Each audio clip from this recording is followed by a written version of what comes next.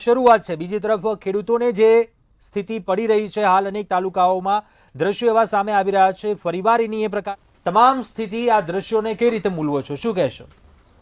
જી, આપણે જોઈએ છીએ વરસાદ, અતિ વરસાદ છે। 1 મહિનાનો વરસાદ આપણે જોઈએ એક જ દિવસમાં પડી ગયો છે। જે ગ્લોબલ વોર્મિંગની અસર છે એ અસર સીધી દેખાય છે છેલ્લા 3-4 વર્ષથી, અને હમણાં જ આ ચોમાસામાં આપણે વધુ માત્રામાં જોવા મળી। જેનું નુકસાન જોઈએ તો રાજ્યમાં અનેક જગ્યાએ છે। આપણે રોડ, રસ્તા ને બધું ધોવાણું છે, નાળાઓ તૂટી ગયા, ડામર બધા ધોવાણા છે, અને ક્યાંક તો ખેતરો અને નદીઓ એક થઈ ગઈ છે। એટલું બધું નુકસાન છે। અને એની સામે જોઈએ છીએ આપણે સરકારે અનેક જાહેરાતો કરી છે, ખાસ કરીને રોડ રસ્તાઓ માટે અને આ બધા રિપેર કરવા માટે તાત્કાલિક લગભગ હું માનું છું ત્યાં સુધી 40,000 કરોડ જેવી જાહેરાતો કરી છે। આ થીગડા મારવામાં ને જે કાંઈ રિપેર કરવામાં, અન્ય અનેક જગ્યાએ બધા જે પૈસા ફાળવ્યા છે, તાત્કાલિક જાહેરાત જે કરી। અને બીજી બાજુ આ જે ગ્લોબલ વોર્મિંગની જે અસર છે, સૌથી વધારે અસર, સૌથી ખરાબ અસર જેને કહેવાય એ ખેડૂતને છે। અને ખેડૂતને તો આપણે જોઈએ છીએ ત્રણેય સિઝનમાં આપણે એને અસર થઈ છે, નુકસાન થયું છે। ઉનાળામાં પણ વરસાદો આવ્યા છે અને અન્ય સિઝનોમાં પણ વરસાદો આવ્યા છે, ક્યાંક શિયાળામાં ગરમીઓ પડી છે, એટલે પાકને સીધા નુકસાન પણ થયા છે। એટલે સૌથી વધારે જેને અસર થઈ છે એવા ખેડૂતને, કૃષિ ક્ષેત્રને, એક તો એની આસમાની રોજી છે, એ ઉપરથી આ કુદરત ખફા થયો છે। તો એવા સમયે એ સરકાર પાસે મોટી આશા રાખી શકે, સરકાર પાસે જ આશા રાખી શકે, કેમ કે હવે તો કુદરત પાસે પણ આશા નથી। એટલે સરકારે જે તુરંતમાં જાહેરાતો કરવી જોઈએ, કેમ કે અનેક ખેતરોના ધોવાણ થયા છે, પાળાઓ તૂટી ગયા છે, પાક જે વાવ્યો છે, અમુકને જે પાણીની વ્યવસ્થા હતી એને થોડો વહેલો પાક કર્યો હતો, એને પણ નુકસાન થયું છે।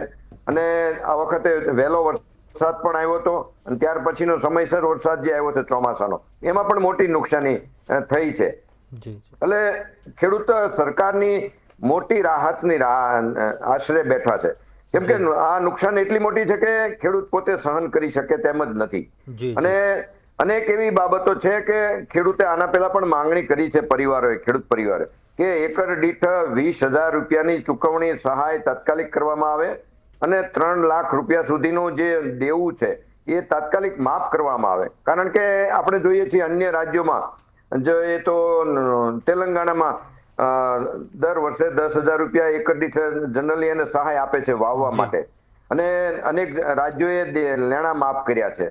આમાંનું કાંઈ પણ સહાયતા આપણે ગુજરાત રાજ્યના ખેડૂતોને મળી નથી, અને ઉપરથી નુકસાની નિરંતર આવે છે, એક ધારી નુકસાની આવે છે। એટલે ખેડૂતની કમર તૂટી ગઈ છે એમ કહી તો પણ ચાલે। અને માત્ર ખોખલી જાહેરાતો થાય છે, સર્વે થાય છે, અને સર્વેના નામે ખેડૂતની મજાક થતી હોય એમ 500 ને 1,000 રૂપિયાના ક્યારેક એવા નુકસાનીના વળતર પણ ચૂકવાયા છે।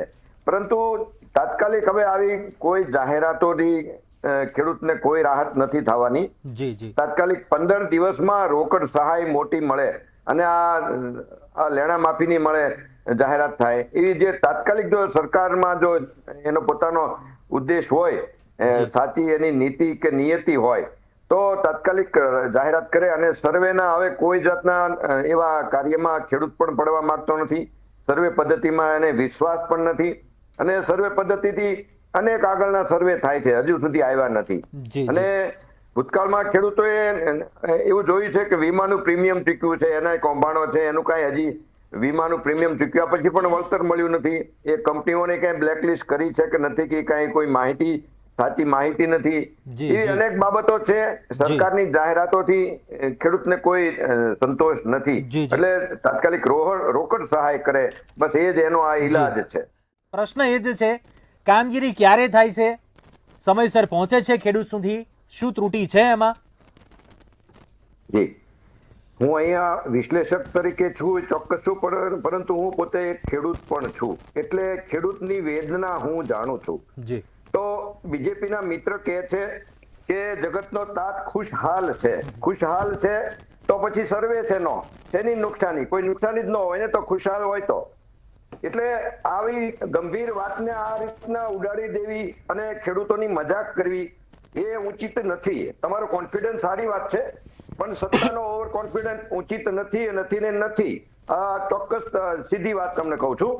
અને વાત કરીએ તો ખેડૂતોના ભૂતકાળમાં પણ અનેક પ્રશ્નો છે એ સોલ્વ નથી થતા, અને વર્ષે 6,000 રૂપિયાની જે સહાય આપે છે એ સરકાર એની પોતાની ઉપલબ્ધિ ગણતી હોય તો એ યોગ્ય નથી. એ તો ખેડૂતોની કદાચ એમ માનીએ તો એક અપમાન જેવું છે કે વર્ષે 6,000 રૂપિયામાં શું થાય. હું જ ભાજપના મિત્રને કહું છું કે તમે વર્ષે 6,000 તમને સહાય મળે, તમે ખેડૂત છો તો એનો તમે શું ઉપયોગ કરો છો, એ તમને ક્યાં ઉપયોગી થાય છે?